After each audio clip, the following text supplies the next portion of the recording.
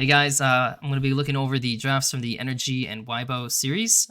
In the first game, the first thing to note from the bans is that they banned Renata. Crisp Renata, it's good. It's an enchanter. Crisp is rather good at enchanters too, and Ignar is not. He's basically a melee support player, and if he faces Renata, it's like probably one of the best enchanters into those kind of picks. So they banned it. They banned Azir, which is a pretty big indicator that they're aiming for Orianna first pick or pressuring it. And since Maokai and Ori are both up, they feel comfortable with, trading if it comes down to it. And then they banned Rumble. Rumble has been kind of pushed up as a strong top blind. Not a lot of picks are like beating it out. It has a good win rate, so that's where they did that. Orianna first pick, it's OP. It's banned often. You can kind of put it into a lot of different comps. Great first pick. Aphelios, and then they take Rel. Aphelios is a little bit different. It's kind of just how the meta is evolving at Worlds now. Like teams are finally realizing, okay, Kai'Sa 1-2 is not exactly the best. There's a lot of different picks you can play into it, and it's not even that strong, unless you're like Gala. And then they took Rel as a flex. The Aphelios is in a 1-2. He's not exactly the best in situations where you're playing like a melee support. So there should already be a small indication that they might be going in Enchanter. The 1-2 answer by NRG is going to be Senna and TK. This is great. One thing that Aphelios really suffers from is range. He can add range DPS to combos, right? He can do his blue R. He has a lot of spell weaving, and he builds high AD to kind of, amplify that. So it's not like he's useless in those situations. It's just sometimes he just can't get DPS down the right way. And their pick, they're going to still do, the Nico. And keep in mind, TK is not actually the best against this. Like, TK into these champs, like, they have fat AoEs, right? Like, big, attacks. And this is going to be problematic. Mostly because, he can save one person. Just one person, right? And they're gonna need something to help out with this at this point. Like if they didn't have these champs and it was just like like a Syndra, and a I don't know, like a Viego, let's say, or something like, or like a Lee Sin. This you can get away with just TK then if it's these champs, but these champs you need something else.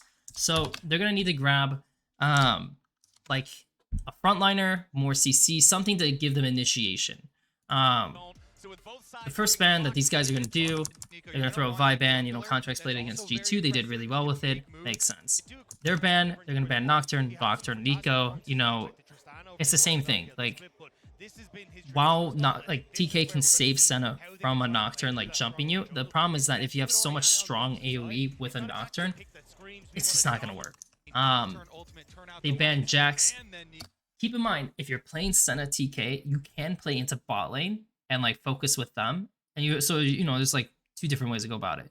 But at the same time, once you do like this kind of ban, it's pretty obvious at this point, like they're fishing for Renekton or like some kind of top carry. And the Jax ban is also them indicating like, oh, okay, well, if you're going to play these champs and just try to absorb the pressure and then like play for top, we're not going to let you. We're going to ban this like really strong pick that can be blinded into a lot of different things. They pick Cassante. It's like okay. There's actually not a ton of options if you really want to blind top here versus taking support.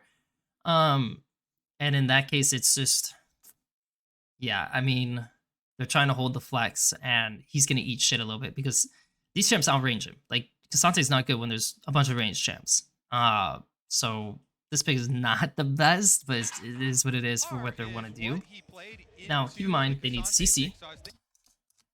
They need CC, and then they need some kind of like frontliner or something like that. Just anything like this, right?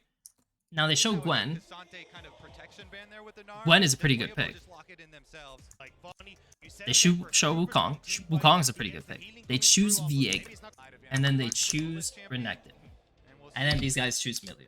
And of course, as you know, Milio has an Arc Lens, so that's great for dealing with, the Renekton. Milio has a nice simple Q ability that pushes back anyone in front of him, which again is pretty good against these champs. And it's going to be pretty hard to get on top of this guy. So you're gonna have to play fully around your range and spacing, which is not easy. Like if you make a mistake doing that, it will really show. Meanwhile, these guys just have a bunch of engage. They have a scaling bot lane. They're clearly playing for this guy. Like he has to get ahead for them to really like play out because of course the Ori will outscale him, and then the Renekton versus Cassante is like kind of even, and then the Senna can outscale him if nothing happens. So that is a concern. But here's the thing. Again, these two picks aren't very helpful for these three and dealing with these. Cassante is just a blocker.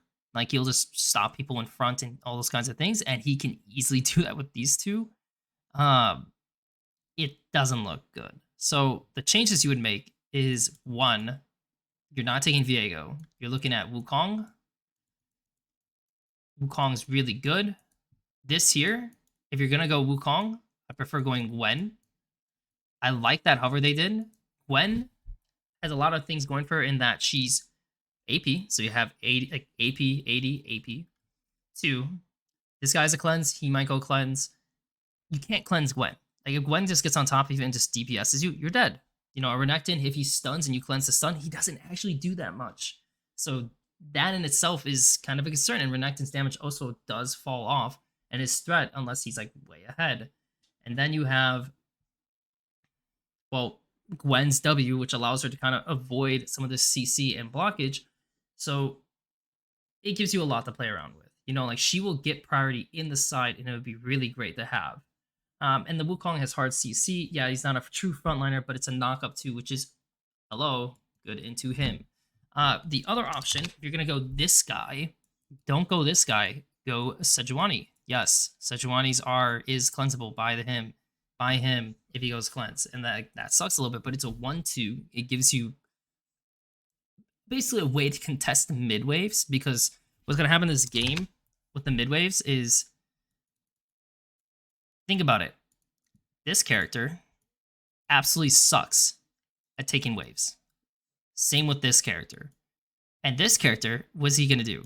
He's just going to stare at them. Like he has to let these people give space to hit. And once they get low, then he can do something.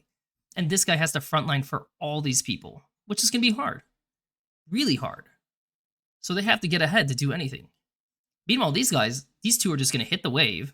He has AoE abilities. He has a lot of movement speed. This guy has engage. They'll just permanently get priority, have options to do Baron, options to do Dragon. It's not going to be fun. So those are kind of like the main changes they need to make in the draft with the 4-5, because these picks are fine.